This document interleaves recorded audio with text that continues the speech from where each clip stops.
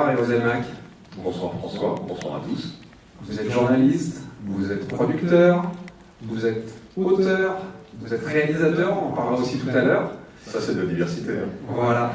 Et d'ailleurs, vous êtes aussi fidèle, puisqu'il y a 10 ans, vous étiez déjà, pas dans la même salle, mais vous étiez déjà présent pour cette première soirée des diversités et entreprises.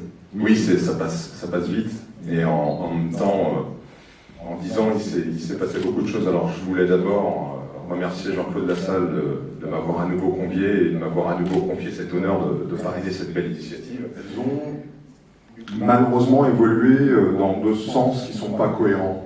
On l'a entendu tout à l'heure avec les responsables, RSE et autres, de TF1, d'EDF, de Veolia et de la fondation, dont je ne me rappelle plus le nom, Saint-Irénée. Le deuxième évêque de Saint-Irénée, c'est ça. On a vu que les choses bougeaient, on a vu qu'il y a eu une prise de conscience, on a vu que l'entreprise, mais aussi la société commence à bouger sur ces questions. Le message est passé. Sauf que on a sur ces questions un ressenti, et c'est pour ça que ce genre de soirée est important, c'est pour ça qu'il faut parler de ce que l'on fait, il faut faire, mais il faut faire savoir, parce que entre-temps, il y a chez un certain nombre de populations concernées par ces questions une forme d'abandon, et Zora Habitant le disait tout à l'heure, et elle a beaucoup de mérite à continuer à agir contre ça. Il y a une forme de lâcher prise, il y a une forme d'abandon de cette idée de communauté nationale, et je crois qu'il y a une question hyper importante qui se pose aujourd'hui, c'est la question je pense que pour soigner un mal, il faut faire un diagnostic.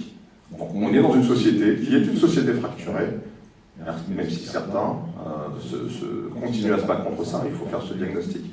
Mais je crois que la première chose, pas de remède, mais la première chose, c'est le dialogue, ce qu'il en fait, mais ça vous permet d'entamer quelque chose qui est de l'ordre de la discussion avec lui et d'essayer de se comprendre mutuellement. Et quand on essaie de se comprendre mutuellement, c'est comme dans un couple, c'est comme avec vos amis, quand vous essayez de vous comprendre, quand vous discutez même de choses dont vous n'êtes pas d'accord, ça permet de fonctionner ensemble. Donc je pense, même si je n'ai pas de remède miracle, que la première des choses à faire, c'est d'essayer de comprendre l'autre et d'essayer de dialoguer avec l'autre. Vous avez un peu évoqué votre film, on est ici dans